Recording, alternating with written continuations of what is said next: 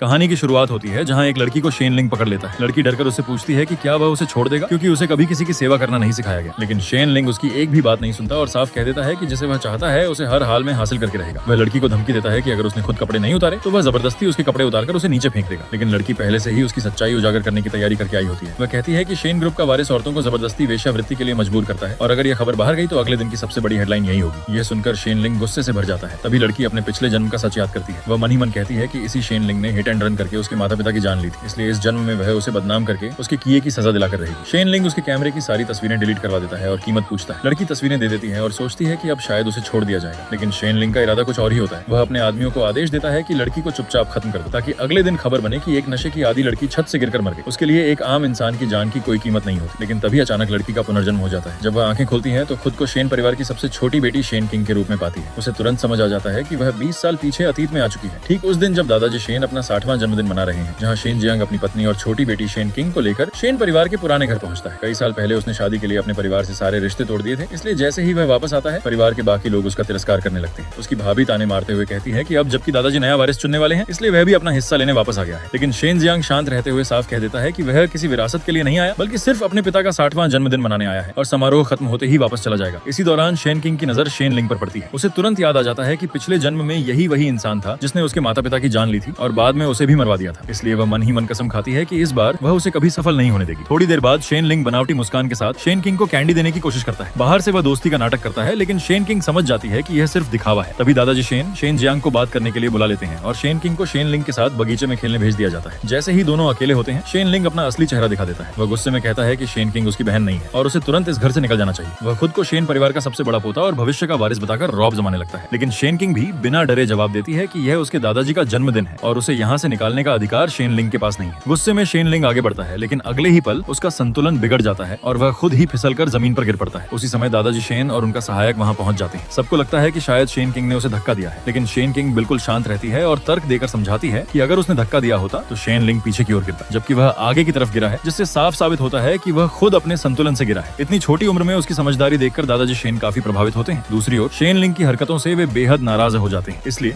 वे उसे सजा देते हुए आदेश देते हैं कि वह अपने कमरे में जाकर अपने किए पर विचार करे और आज रात होने वाले जन्मदिन के भोज में शामिल नहीं होगा। शेन किंग यह देखकर राहत की सांस लेती है कि इस बार दादाजी ने कम से कम सही और गलत में फर्क तो किया।